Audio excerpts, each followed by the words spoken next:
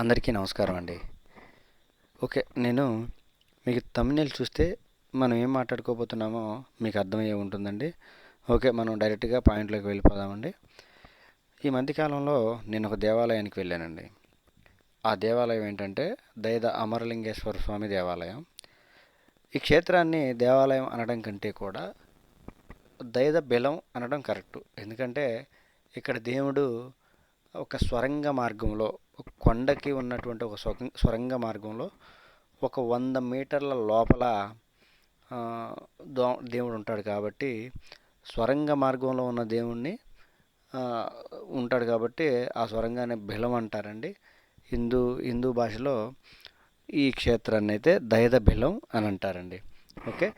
ఇక ఈ క్షేత్రం ఎక్కడుందంటే అండి, పల్నాడు జిల్లా గురజాల మండలం పులిపాడు గ్రామానికి 6 కిలోమీటర్ల దూరంలో కృష్ణానది ఒడ్డున ఒక చిన్న చిట్టడవిలో ఈ క్షేత్రం ఉంటుందండి. ఈ క్షేత్రం చాలా ఆహ్లాదకరంగా ఉంటుంది. ఎందుకంటే పక్కనే కృష్ణానది, అదిగాక చిన్న చిట్టడవి కాబట్టి ఇక్కడ మనుషులు కూడా పెద్దగా ఎవరు ఉండరు. ఎందుకంటే ఇక్కడ చిన్న చిట్టడవి కాబట్టి ఇక్కడ నైట్ పూట మాత్రం ఒక నలుగురు ఐదుగురు మాత్రమే ఉంటారు. అది కూడా దేవాలయానికి సంబంధించినటువంటి సిబ్బంది కాబట్టి ఇక్కడ దేవాలయానికి సంబంధించినటువంటి కార్యాలయాలు, బిల్డింగులు మాత్రమే ఉంటాయి. మిగతా ఏమీ ఉండవు. అందుకని ఈ గుడి చాలా ప్రశాంతంగా ఆహ్లాదకరంగా ఉంటుంది. ఇక మనకి థంబ్‌నెయిల్ చూస్తే అర్థమై ఉంటుందండి. గుడి మాత్రం చాలా నీట్గా, చాలా శుభ్రంగా ఉందండి. కానీ వచ్చిన భక్తులు ఎవరైతే ఉన్నారో వారు మాత్రం దేవాలయాన్ని అపరిశుభ్రంగా చేస్తున్నారని నాకు అనిపించింది. అది ఎందుకు అనిపించిందో ఇప్పుడు నేను మీకు వివరంగా చూపిస్తాను, చూడండి.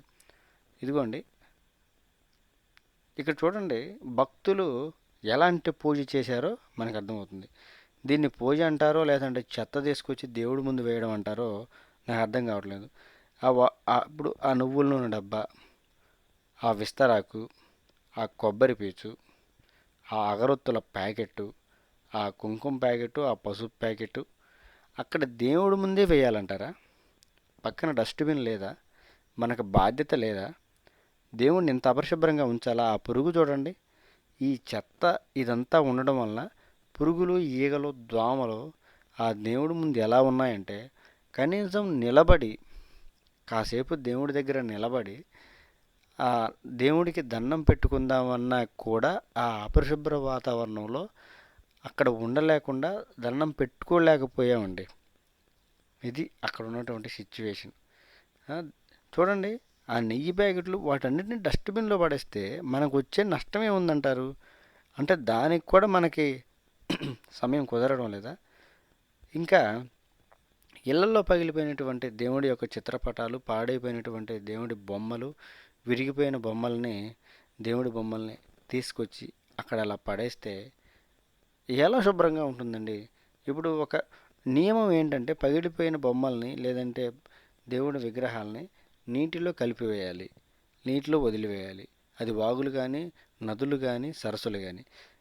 కానీ ఇది తీసుకొచ్చి ఆడ పడేసి వెళ్ళిపోతే శుభ్రంగా ఎలా ఉంటుంది? పక్కనే కృష్ణానది ఉంది. కృష్ణానదిలో కలిపేస్తే అసలు ఏ బాధ ఉండదుగా. అది అది పద్ధతి, మంచి పద్ధతి. కానీ అలా చెయ్యరు. ఎందుకు చేయరో తెలియదు. ఇదిగో డస్ట్బిన్ ఇక్కడే ఉంది, కానీ డస్ట్బిన్లో మాత్రం వేయరు. ఎందుకు ఇంత అపరిశుభ్రంగా దేవుని దగ్గర ఎందుకు ఉంచుతున్నారో మరి మనకి మనమన్నా అర్థం చేసుకోవాలి. వచ్చిన భక్తులు దేవుడికి ఇంకొంతమంది అయితే మరీ విచిత్రంగా రూపాయి బిళ్ళలో, రూ. 2 బిళ్ళలో దేవుడికి విసిరివేస్తున్నారు కానుకగా. దేవుడికి నువ్వు రూపాయి బిళ్ళలో, రూ. 2 బిళ్ళలో విసరడం అనేది ఎంతవరకు కరెక్టు? దేవుడు ఏమన్నా బెగ్గరా? మీరు విసిరివేస్తే మీ ముష్టి వేరుకోవడానికి కాదే. మీ రూపాయలు, రూ. 2 దేవుడికి కావాలా? కాదు. మనం ఇచ్చే రూపాయలు, రూ. 2 లేదంటే 100, రూ. 50 ఈ డబ్బులన్నీ దేవునికి కాదు మనం ఇచ్చేది. దేవాలయాన్ని డెవలప్ చేసుకోవడానికి హుండీలో వేస్తే ఆ డబ్బును తీసుకొని ఆ కమిటీ వారు ఆ దేవాలయాన్ని డెవలప్ చేస్తారు. అది దాని యొక్క అర్థం. అలా కాకుండా దేవుడి దగ్గర బొక్కల్లో ఇరికించటాలు, రూ. 2 బిళ్ళలు, రూ. 5 బిళ్ళలు ఇలా చేస్తారు. ఇది పద్ధతి కాదు. అక్కడ చూడండి టెట్రా పాల ప్యాకెట్లు ఎన్ని పడేశారో చూడండి. పక్కన డస్ట్‌బిన్ ఉంది. ఇందాక మీకు చూయించాను నేను. దాన్ని తీసుకెళ్ళి ఆ డస్ట్‌బిన్‌లో పడేస్తే అంతలోనే ఏమైపోతుంది? ఎందుకు పడేయరు? హ్మ్. చూడండి పసుపు ప్యాకెట్లు ఎన్నున్నాయో, కొబ్బరి పీచు ఎంతుందో చూడండి. ఇవి దేవుడి ముందు ఇంత చెత్త ఎలా వెయ్యాలనిపిస్తుందో మరి మనకి అర్థం కావట్లేదు. వెయ్యాలనిపిస్తుందో అర్థం కావట్లేదు. దేవుడిని ఇంత అపరిశుభ్రంగా ఉంచాలా? చూసేవాళ్ళంతా ఏమనుకుంటారు? ఇతర మతస్థులు. అ- అదే ఒక ముస్లిం సోదరుని తీసుకోండి, కాళ్ళు కడుక్కోకుండా మసీదులోకి కూడా వెళ్ళడం. వాళ్ళంత శుభ్రంగా ఉంటారు, శుభ్రంగా ఉంచుకుంటారు వారి యొక్క మసీదుని. అదే అదే క్రైస్తవ సోదరులు అయితే ఒక టీమ్గా ఏర్పడి చర్చి మొత్తాన్ని భక్తులే చాలా శుభ్రంగా ఉంచుకుంటారు. కానీ మనకెందుకు, మన భక్తులెందుకు శుభ్రం చేయడం పక్కన పెడితే అపరిశుభ్రంగా ఇంకా చెత్త చెదారం అంతా ఆడ పడేసిపోతున్నారు. ఇది కరెక్ట్ పద్ధత? దేవుని యొక్క చూడండి, దేవుని ఆ, విగ్రహాల వెనుక భాగంలో ఎంత చెత్త వేశారో చూడండి. ఆడ పగిలిపోయినటువంటి దేవతామూర్తుల విగ్రహాలు ఎన్ని ఉన్నాయో వాటి మీదనే విసిరివేస్తున్నారు. తిని పడేసిన అరటి తొక్కలు, లేదంటే పసుపు ప్యాకెట్లు, కుంకుమ ప్యాకెట్లు, కుళ్ళిపోయిన కాయలు అన్నీ కూడా దేవుడి మీదనే విసిరేస్తున్నారు. ఇదే అండి పద్ధతి? కాదు. మన దేవాలయాన్ని మనం శుభ్రంగా ఉంచుకోవాలి. దేవుణ్ణి చాలా శుభ్రంగా ఉంచాలి. ఆయన చాలా పరిశుద్ధుడు కాబట్టి, ఆయన దేవుడు కాబట్టి మనం ఆయన్ని చాలా శుభ్రంగా ఉంచాలి.